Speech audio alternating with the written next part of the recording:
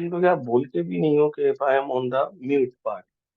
तो देखिए, जब हम एसएचएम की बात कर रहे हैं तो SHM we are going to do. तो in SHM the first thing is, जो सिंपल हार्मोनिक मोशन होता है it is periodic, it is oscillatory, sine या कॉस के फॉर्म में लिखते हैं इसको। और जो लास्ट चीज होती है कि इसका जो डिस्प्लेसमेंट है पार्टिकल का, that is displacement, maximum displacement को हम एम्पलीट्यूड कहते हैं। तो जो एम्पलीट्यूड है पार्टिकल का, और दूसरी चीज का जो फ्रीक्वेंसी है, जब पार्टिकल ऑसिलेट हो रहा है तो number of oscillation in in 1 second is called frequency, ये दोनों इसके कांस्टेंट रहते हैं। ये चार चीजें होती हैं एसएचएम।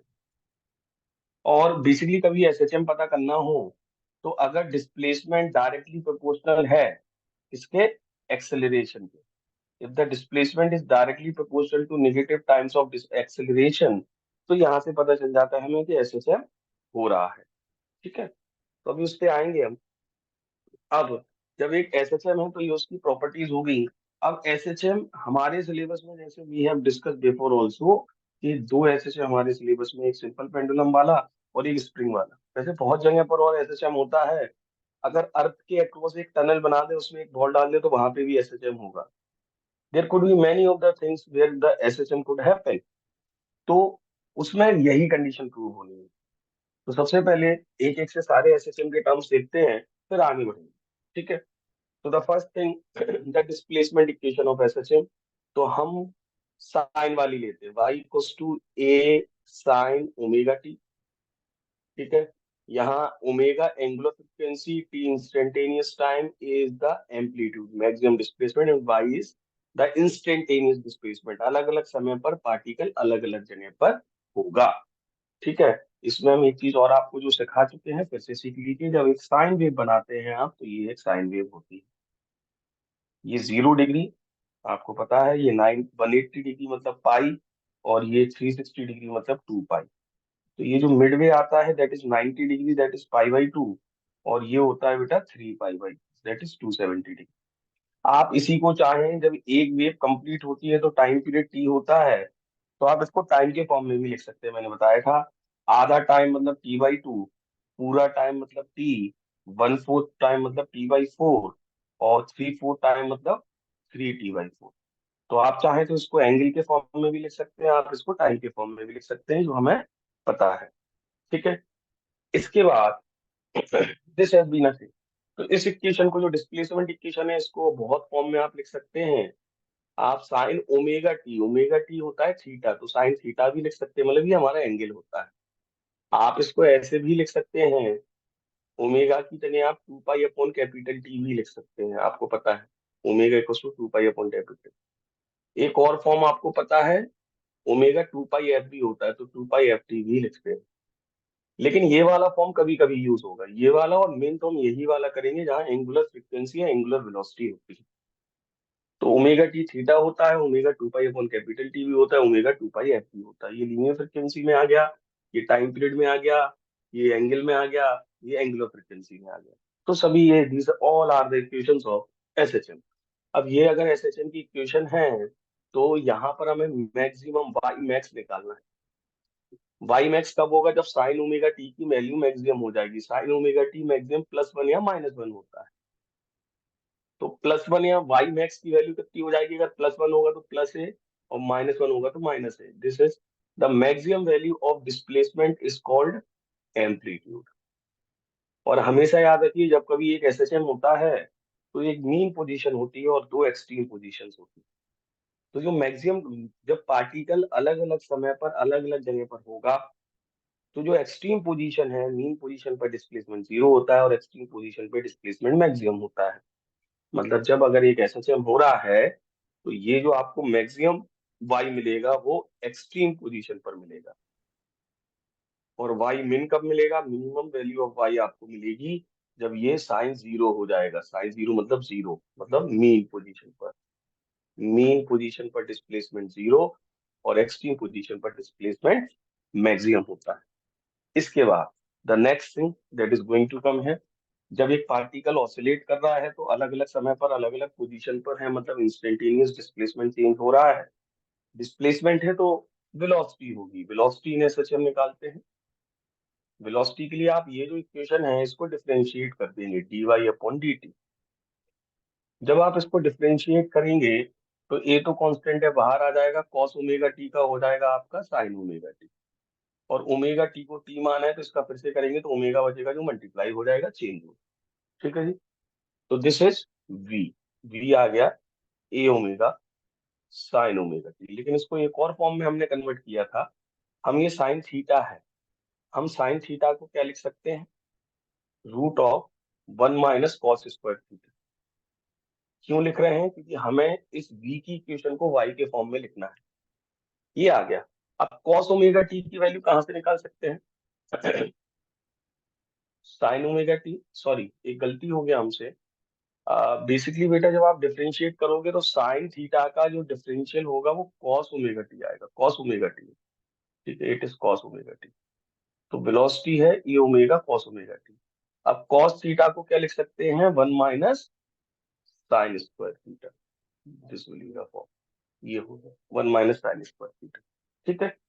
अब साइन स्क्वायर थीटा है या साइन ओमेगा टी है, साइन ओमेगा टी यहां से निकाल लेंगे क्योंकि हमें वाई के टर्म्स में चाहिए। साइन ओमेगा टी आएगा वाई अपॉन ए आएगा। ये साइन स्क्वायर ओमेगा टी की वैल्यू यहाँ पुट कर देंगे। तो जब आप यहाँ पुट करोगे 1 - y² अपॉन a² हो जाएगा। And when you are going to take the LCM, तो जब आप एलसीएम लेंगे सॉल्व करेंगे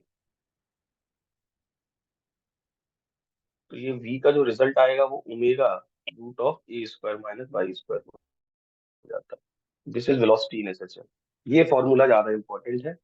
अलग अलग वाई पर, क्योंकि स्वाभाविक है अलग अलग समय पर डिस्प्लेसमेंट अलग अलग होगा, तो डिस्प्लेसमेंट अलग अलग है तो वेलोसिटी अलग अलग है। मतलब जब एक पार्टिकल, जैसे आप एसएचएम से ही सारे एग्जांपल, मतलब सिंपल पेंडुलम से एग्जांपल समझा करिए कि जब एक एसएचएम हो रहा है, मतलब एक सिंपल पेंडुलम का मोशन हो रहा है तो अलग अलग समय पर अलग अलग वेलोसिटी होगी। अब एक फॉर्मूला ये हो गया वेलोसिटी का, और एक ये मेन ये है। अब वेलोसिटी मैक्स और मिन कहाँ हो, वेलोसिटी मैक्सिमम कहाँ हो, जब वाई मिन होगा, क्योंकि सब्ट्रैक्ट हो रहा है। मतलब जब वेलोसिटी ए डिस्प्लेसमेंट मिनिमम होता है तो वेलोसिटी मैक्सिमम होती है। वाई जीरो रख दिया तो वेलोसिटी वी मैक्स की वैल्यू कितनी आ जाएगी आपका, जब इसको सॉल्व करोगे तो ए स्क्वायर से रूट चला जाएगा, प्लस माइनस ए ओमेगा। याद रखिए मैक्सिमम वेलोसिटी इन एसएचएम होती है ए ओमेगा, प्लस या माइनस इसलिए इस तरफ भी जा सकता है इस तरफ भी जा सकता है, नहीं कोई इसलिए। ऐसे ही वी मिन कब मिलेगा, वी मिन कब मिलेगा, जब वाई मैक्स होगा, क्योंकि सब्ट्रैक्ट हो रही है वैल्यू। तो जब ये मिनिमम चाहिए तो वाई जब मैक्स होगा, मैक्सिमम वैल्यू सब्ट्रैक्ट होगी, तो वी मिन मिलेगा जब वाई मैक्स होगा। वाई मैक्स कितना होता है, प्लस ए या माइनस ए, जो हमने अभी निकाला है। तो जब ए रखोगे तो a² - a² जीरो हो जाएगा, मतलब मिनिमम वेलोसिटी जीरो होगी। ठीक है। मतलब एक चीज याद रखिए, जब एक जैसे अगर मैं सिंपल पेंडुलम की केस ले लूं, ये है मीन पोजीशन और ये है एक्सट्रीम पोजीशन। तो मीन पोजीशन पर डिस्प्लेसमेंट मिनिमम होता है, लेकिन मीन पोजीशन पर वेलोसिटी मैक्सिमम होती है। देखो वेलोसिटी मैक्सिमम है मीन पोजीशन पर, क्योंकि जहां डिस्प्लेसमेंट जीरो है वहां वेलोसिटी मैक्सिमम है। ठीक है। और एक्सट्रीम पोजीशन पर डिस्प्लेसमेंट मैक्सिमम होता है तो वेलोसिटी मिनिमम होती है। आप देख सकते हैं जहाँ वेलोसिटी मिनिमम कहाँ है, जहाँ डिस्प्लेसमेंट ए है एक्सट्रीम पर।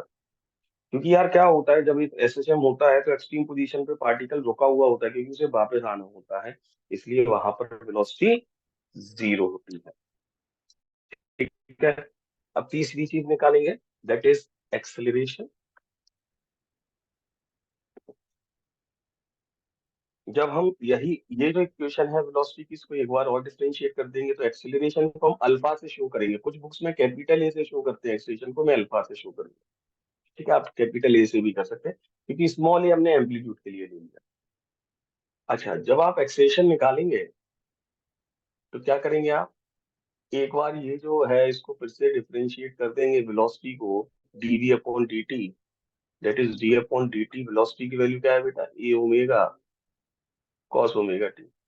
ए ओमेगा कांस्टेंट है, बाहर आ गया, कॉस थीटा का माइनस साइन थीटा, और ओमेगा का मल्टीप्लाई और हो जाएगा चेन रूल, और माइनस आ जाएगा। ये आ गई आपकी एक्सेलरेशन। लेकिन इस एक्सेलेरेशन को भी हम y के टर्म्स में लिखना है, तो a साइन ओमेगा टी की जगह हम y लिख सकते हैं, माइनस ओमेगा स्क्वायर वाई। ये आ गया एक्सेलेरेशन। This is acceleration. अब एक्सेलरेशन मैक्सिमम और मिनिमम कहाँ होगा, अल्फा मैक्स कहाँ मिलेगा। आप देख सकते हैं y directly proportional to acceleration है, मतलब जहां y मैक्स होगा वहां अल्फा मैक्स होगा। y मैक्स मतलब प्लस ए और माइनस ए। और अल्फा मिन कहाँ होगा, एक्सेलरेशन मिनिमम, जहां y मिन होगा, मतलब जीरो। तो अल्फा मिन तो जीरो ही आ जाएगा, मीन पोजीशन पे y मिन है, y जीरो है तो अल्फा मिन है। y मैक्स कितना होता है, ए तो ओमेगा स्क्वायर ए। तो अल्फा मैक्स की वैल्यू क्या आ जाएगी, ए माइनस या प्लस दोनों आ जाएंगे, प्लस या माइनस ए ओमेगा स्क्वायर। अगर इसी चीज में हम देखें तो मीन पोजीशन पर जो डिस्प्लेसमेंट का हाल है वो एक्सेलरेशन का हाल होता है। अल्फा मिनिमम होता है मीन पोजीशन पर, और अल्फा मैक्सिमम होता है बेटा एक्सट्रीम पोजीशन पर। यहीं से वो कंडीशन आएगी आपकी कि जो एक्सेलरेशन है एसएचएम में वो डायरेक्टली प्रोपोर्शनल होता है माइनस टाइम्स डिस्प्लेसमेंट। अगर एक्सेलरेशन और डिस्प्लेसमेंट अपोजिट डायरेक्शन में है, माइनस शो कर रहा है अपोजिट डायरेक्शन में है और डायरेक्टली प्रोपोर्शनल है, और ऐसा होता है एसएचएम में। जब एक में सिंपल पेंडुलम यहाँ जाता है या आप उसको खींचते हो, तो अल्टीमेटली ये जो एक्सेलरेशन है वो रिस्टोरिंग एक्सेलरेशन है या रिस्टोरिंग फोर्स है। जब पेंडुलम एक यहाँ जाता है तो वो वापस आने की कोशिश करता है, जब वो ज्यादा जाता है तो ज्यादा तेजी से वापस आने की कोशिश करता है, मतलब जितना ज्यादा डिस्प्लेसमेंट बढ़ता चला जाता है रिस्टोरिंग फोर्स या रिस्टोरिंग एक्सेलरेशन बढ़ती चली जाती है।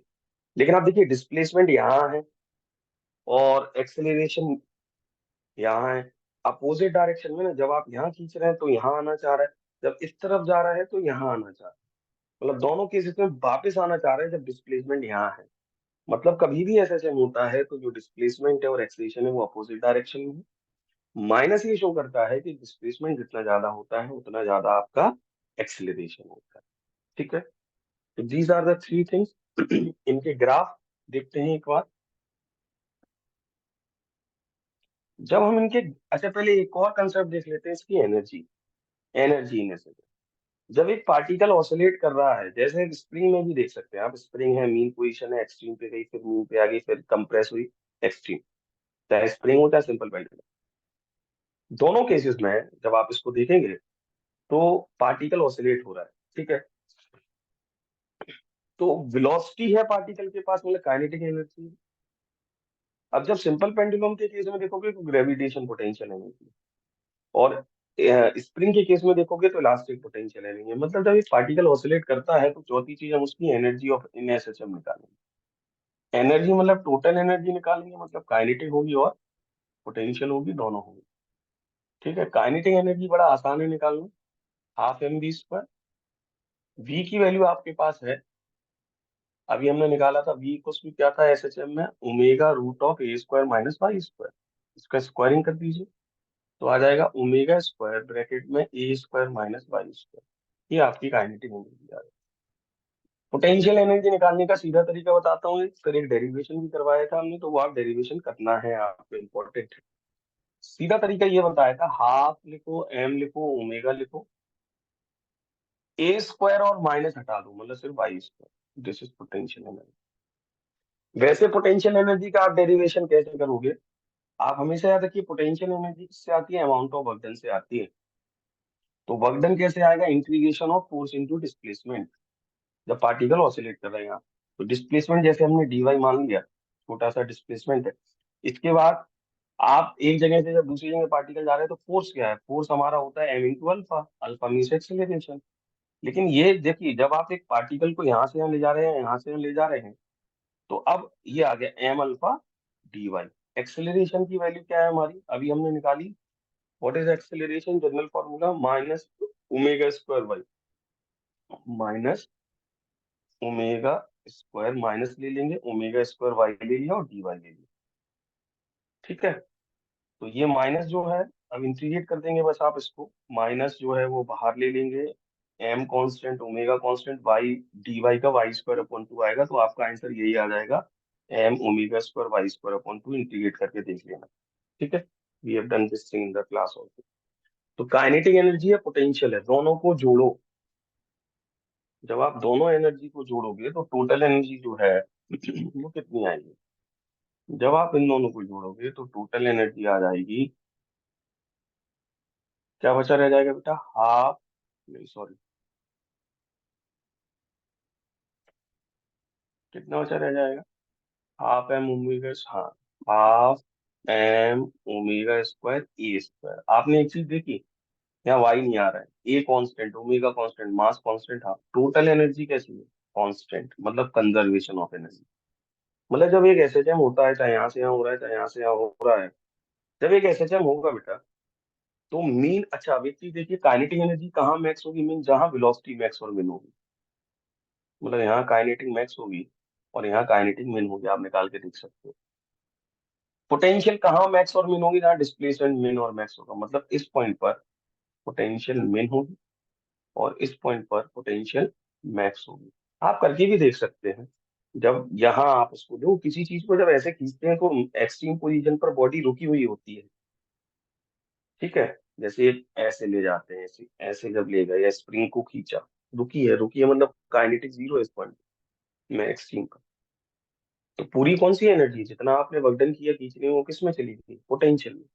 लेकिन जब ये वापस आएगा तो जितनी यहाँ जैसे 10 जूल पोटेंशियल थी, पूरी काइनेटिक में कन्वर्ट हो जाएगी, पोटेंशियल जीरो हो जाएगी। फिर जब वो यहाँ जाएगा तो फिर से पोटेंशियल टू काइनेटिक, वही कन्वर्जन चलता रहता है, जैसे वर्क पावर एनर्जी में हमने देखा था, ठीक है।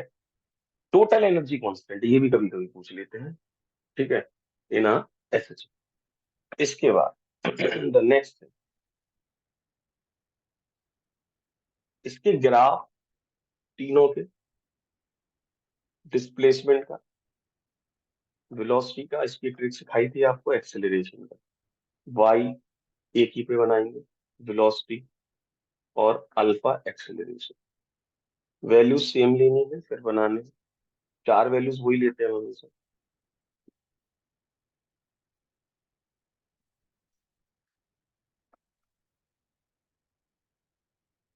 चार वैल्यूज मतलब T/4, T/2, 3T/4 और टी, टाइम पीरियड में ले रहे हैं, ठीक है, टाइम के साथ। तो एक में बना लेते हैं, T/4, T/2, 3T/4 और टी। पहले तो डिस्प्लेसमेंट का तो सीधा आएगा, डिस्प्लेसमेंट की इक्वेशन क्या है हमारी? A sine omega T, sine graph आएगा, साइन तो यहीं से शुरू होता है, और ये 270 - 1 हो गया साइन ग्राफ। मैक्सिमम वैल्यू कितनी जा रही है? प्लस ए और माइनस ए। अब आ जाओ वेलोसिटी। वेलोसिटी की इक्वेशन अगर आप देखो तो ए ओमेगा कॉस ओमेगा टी है, कॉस का ग्राफ बनाना है। तो आपको पता है कॉस क्या होता है? ये साइन के ग्राफ को आप 90 डिग्री इस तरफ शिफ्ट कर दो, कॉस का ग्राफ आ जाएगा। मतलब ये पॉइंट यहाँ आ जाएगा, ये पॉइंट यहाँ आ जाएगा, शिफ्ट कर दो, मतलब जहां साइन 0 0 होता है, कॉस 0 1 होता है, कॉस 90 0 होता है, कॉस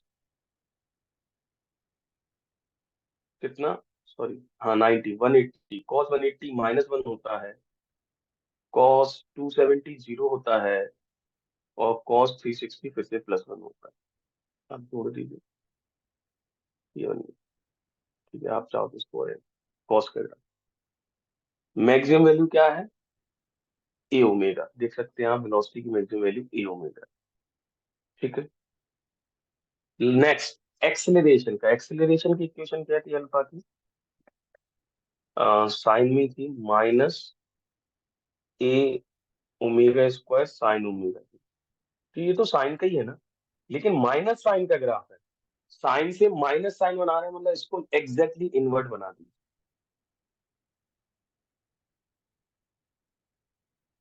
ये इसकी mirror image, maximum minimum value बोलिए, नीचे कितना जा रहा है? -a ओमेगा स्क्वायर, ऊपर कितना आ रहा है? +a ओमेगा स्क्वायर, ठीक है। दिस इज अ बेसिकली वैसे वाई था, हमने ये ले लिया क्योंकि मैक्सिमम वैल्यू, ठीक है। तो ये आप चाहें तो, ठीक है, these are the three graph. Energy की भी इसी बेस पे बना सकते हैं। जो आपका किसका ग्राफ है, वेलोसिटी वाला ग्राफ है, वो काइनेटिक एनर्जी का है। और जो आपका एक्सेशन का ग्राफ है वो पोटेंशियल एनर्जी का है। ऐसे याद रख सकते हैं। तो these are energy in SHM. SHM की प्रॉपर्टीज को पढ़ सकते हैं एक बार कि कैसे कैसे क्या क्या होता है।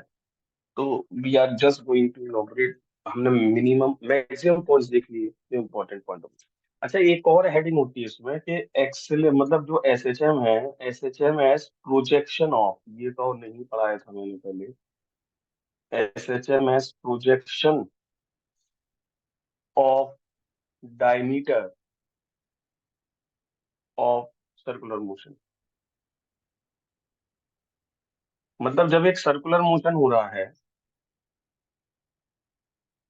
उसका कोई सा भी डायमीटर बना दीजिए। चलिए हम कौन सा डायमीटर ले लेते हैं, हम ये डायमीटर ले लेते हैं, वर्टिकल वाला। आप हॉरिजॉन्टल ले सकते हैं।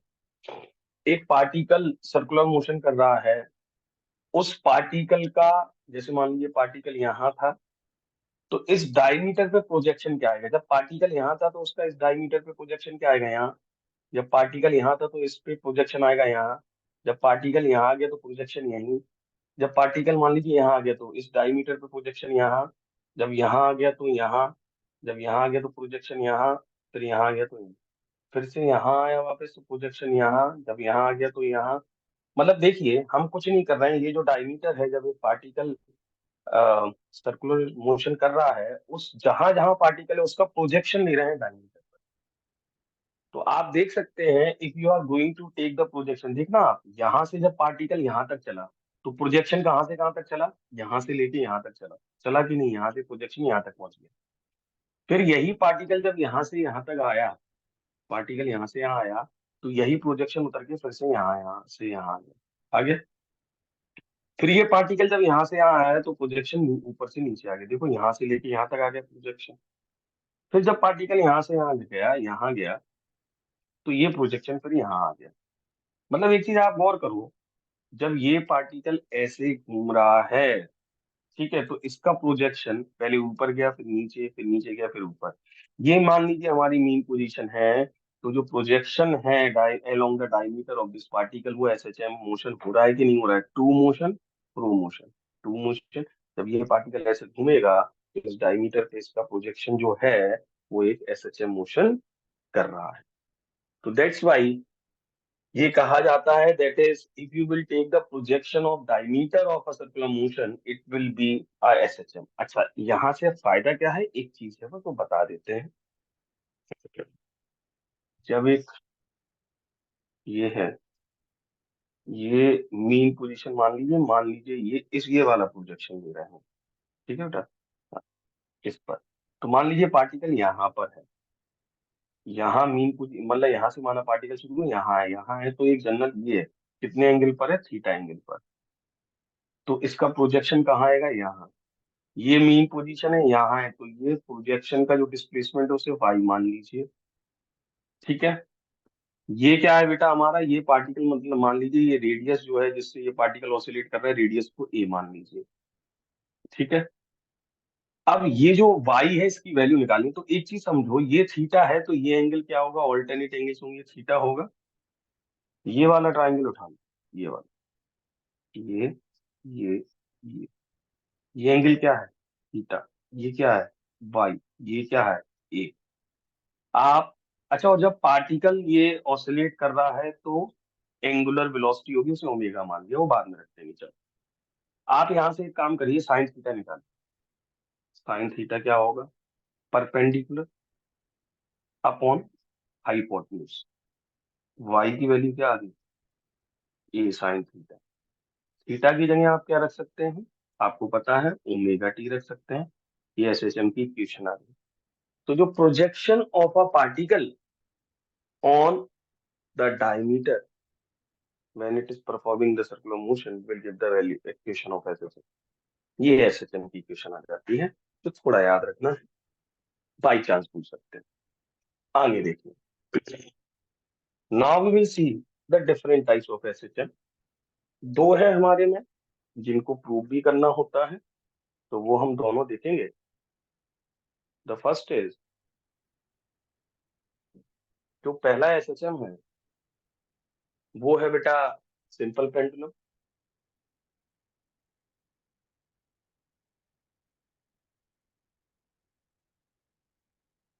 और दूसरा एसएचएम जो है वो है स्प्रिंग। तो पहले सिंपल पेंडुलम देखते हैं। सबसे पहले इसमें ये प्रूव करना है कि एसएचएम करता है। तो एक सिंपल पेंडुलम ले लिया बेटा। आपको पता होगा जो इफेक्टिव लेंथ होती है सिंपल पेंडुलम की, जैसे ये बॉब है, बॉब का मास एम है, तो जो सेंटर ऑफ मास है बॉब का और जहां से ये टंगा हुआ है उनके बीच की जो दूरी होती है that is the effective length, let it be L. जब ये बॉब ऐसे जाएगा तो एक जनरल पोजीशन मान लेते हैं, मान लीजिए बॉब यहाँ पर है जिसका मास एम है। एम मास है तो एम जी कैसा लगेगा नीचे की तरफ। रस्सी में टेंशन कैसा आएगा ये, मान लीजिए ये जो यहाँ पर जब ये बॉब है तो ये जो रस्सी है वो हॉरिजॉन्टल से थीटा एंगल, वर्टिकल से थीटा एंगल बना रही है। हम यहाँ पर क्या करेंगे, हम ये जो एम जी एस के कॉम्पोनेंट करेंगे, तो एक कॉम्पोनेंट यहाँ आएगा एम जी का, एक कॉम्पोनेंट यहाँ आएगा। ये एंगल थीटा है तो ये एंगल थीटा हो जाएगा, तो एम जी का थीटा के साथ वाला कॉम्पोनेंट और एम जी का बिना थीटा के साथ वाला component, M G cos theta and M G sine theta. बेटा ये जो एम जी कॉस थीटा और टी आई अपोजिट डायरेक्शन में लग रहे हैं, ये आपका सर्कुलर मोशन करा रहे हैं, सेंटीपीटल फोर्स दे रहे हैं नेसेसरी। ये एम जी साइन थीटा क्या कर रहा है, आप देख सकते हैं जब पार्टिकल ऐसा जा रहा है जिसको वापस खींच रहा है। मैंने बताया था जो चीज वापस मीन पोजीशन की तरफ जो फोर्स खींचता है वही हमारा रिस्टोरिंग फोर्स होता है। मतलब यही रिस्टोरिंग फोर्स है जो उसे वापस खींच रहा है। कौन सा रिस्टोरिंग फोर्स हमारा, this is our restoring force. जो एसएचएम का फोर्स है जो वापस मीन पोजीशन पे खींच रहा है।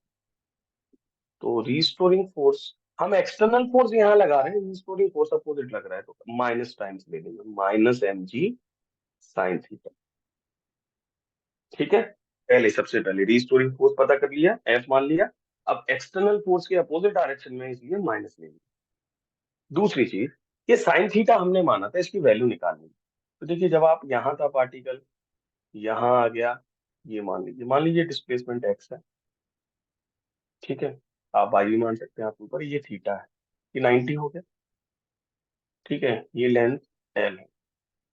साइन थीटा लगाइए, क्या होगा, परपेंडिकुलर। ठीक है, और अपॉन हाइपोटेन्यूज। तो एक चीज बताइए, sign theta X upon L आया तो यहाँ रख देते हैं, एफ क्या हो गया, minus M G sine theta X upon L. ठीक है, ये आ गया। अब आप एक चीज देखिए, फोर्स की जगह क्या रख सकते हैं, मास इंटू एक्सेलरेशन, एसएचएम का एक्सेलरेशन अल्फा मानते हैं, और minus M G X Y, M से एम गायब। एक्सेलरेशन की वैल्यू क्या आ रही है, minus G X upon L. देखो जब एक एसएचएम होगा तो जी कांस्टेंट है, एल कांस्टेंट है, तो यहाँ से हम क्या कह सकते हैं, जो एक्सेलरेशन है वो डायरेक्टली प्रोपोर्शनल है माइनस टाइम्स का डिस्प्लेसमेंट। एसएचएम की कंडीशन प्रूव हो गई, हो गई, मतलब ऐसा देख लो, रिस्टोरिंग एक्सेलरेशन माइनस टाइम्स का डिस्प्लेसमेंट। एसएचएम की बस यही करना है, रिस्टोरिंग फोर्स निकालो, जो भी वैल्यू रखनी है रखो, और एक्सेलरेशन और displacement directly proportional opposite times prove कर दो, काम आपका खत्म। फिर दूसरी चीज, अगर एसएचएम प्रूव कर दिया तो टाइम पीरियड निकालो।